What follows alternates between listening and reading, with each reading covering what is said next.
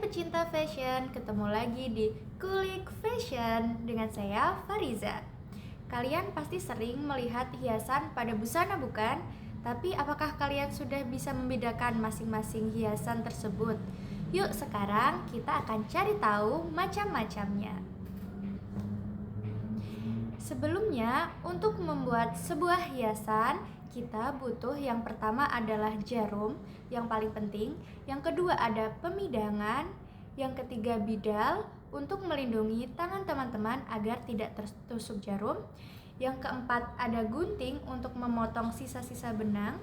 Yang kelima ada pensil, keenam karbon jahit, ketujuh radar, 8 mata nenek untuk membantu teman-teman memasukkan benang ke jarum.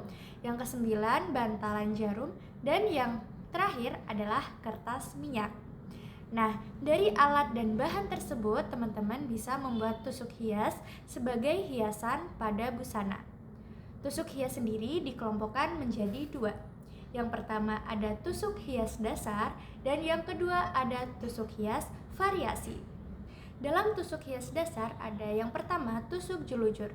Tusuk jelujur biasanya digunakan untuk menyatukan atau menyambung dua permukaan kain menjadi satu supaya tidak bergerak. Penerapan teknik ini biasanya di ujung lipatan celana. Yang kedua ada tusuk veston. Tusuk veston biasanya digunakan oleh pengrajin dalam membuat kerajinan dari kain flanel. Yang ketiga ada tusuk flanel. Tusuk ini seperti zigzag tapi saling bersilangan di bagian atas dan satunya di bagian bawah. Yang keempat ada tusuk batang. Teknik menyulam yang sering digunakan untuk membuat batang tanaman dan batang bunga. Yang kelima ada tusuk pipih, yaitu rangkaian jahitan datar yang digunakan untuk menutupi seluruh bagian kain latar. Yang keenam ada tusuk rantai. Nah, tusuk ini disebut tusuk rantai karena bentuknya yang menyerupai rantai. Yang ketujuh, ada tusuk silang. Tusuk yang bersilangan membentuk huruf X di atas kain tenunan sejajar. Yang kedelapan, ada tusuk biku. Bentuknya seperti zigzag. Yang kesembilan, tusuk kepala peniti. Merupakan tusuk hias yang menutupi semua permukaan ragam hiasan. Kemudian yang ke-10 ada tusuk tikam jejak. Teknik tusuk ini biasanya dipakai untuk menjahit pakaian yang robek. Yang ke-11 ada tusuk balut, yaitu tusuk hias yang dilakukan sebagai bagian penyelesaian pinggiran ragam hias. 12 ada tusuk holband. Merupakan tusuk hias yang memiliki arah vertikal dan juga horizontal dengan menerapkan jarak antar tusukan yang sama panjang sehingga membentuk sebuah jajaran. 13.